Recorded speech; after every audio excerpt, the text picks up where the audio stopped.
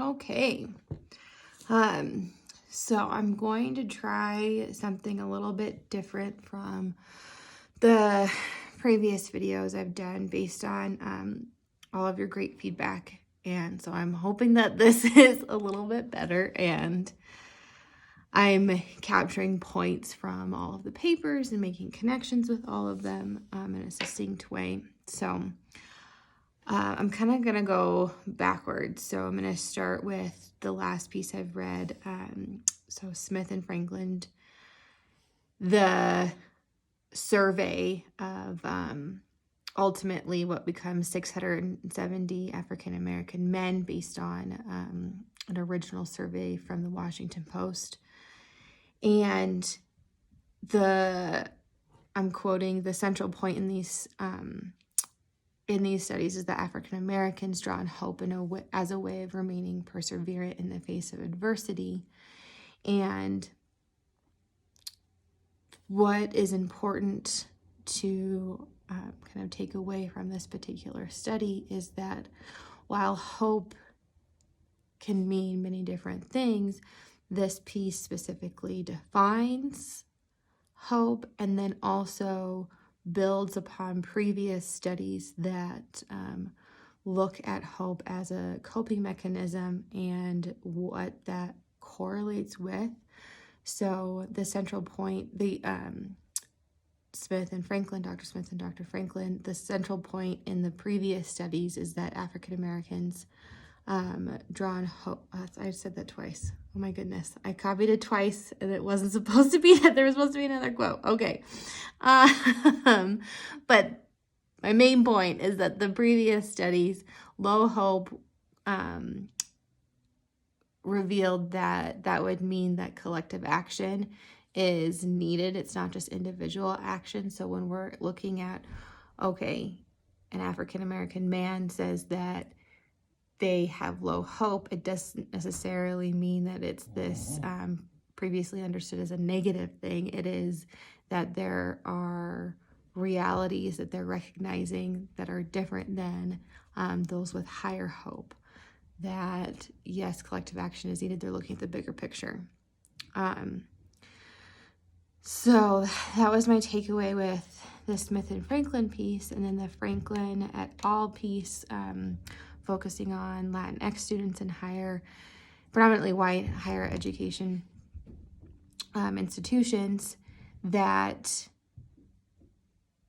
this piece, in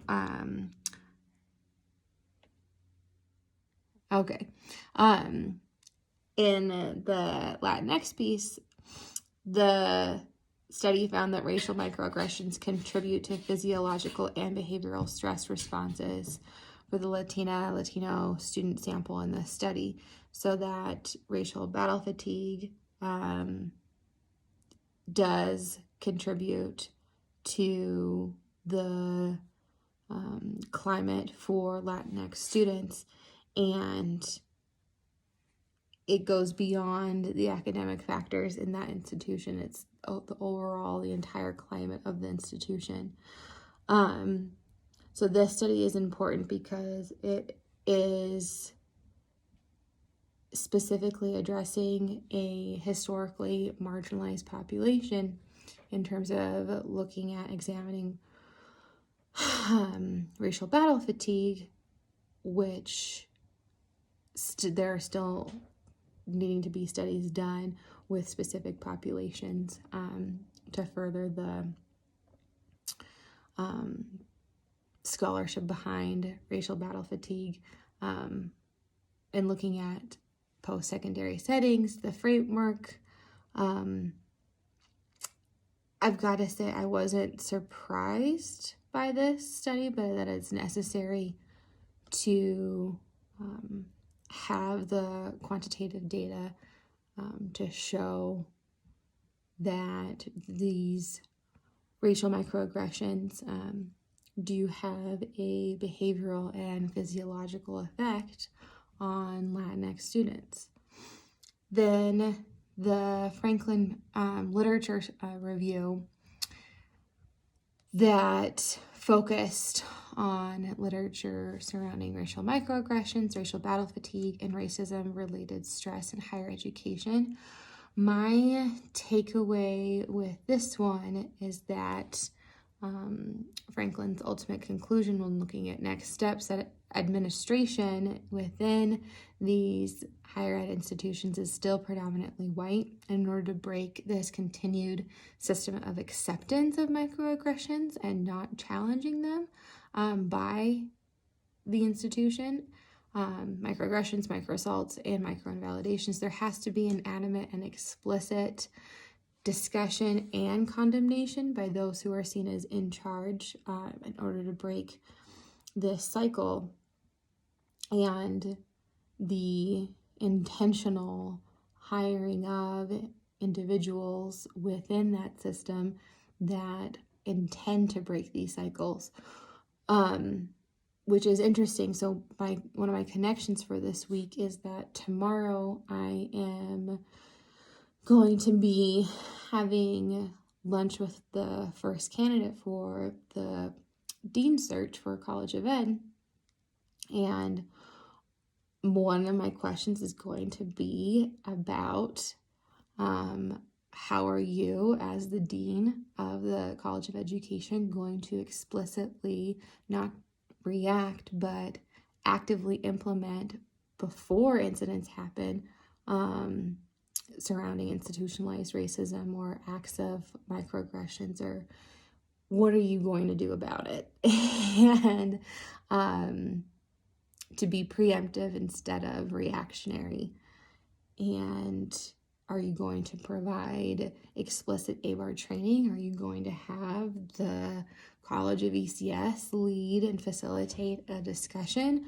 Are you going to ask students, what are you going to actively do as the dean about the climate and culture that has led to this acceptance that microaggressions are okay, that there isn't this immediate need to address it head on by predominantly white staff that are in leadership positions. We saw it with the lack of kind of a feeling of emergency when the hate groups, the white supremacist groups, had this kind of gradual imagery. At first it was a little bit subtle and then it became completely explicit. Where was the immediate language then? So what are you going to do about it? So I'm looking forward to that conversation. I think my other connection with this week's readings is thinking about my students and how it would be an interesting study to look at secondary education and racial battle fatigue with Latinx students, and specifically looking at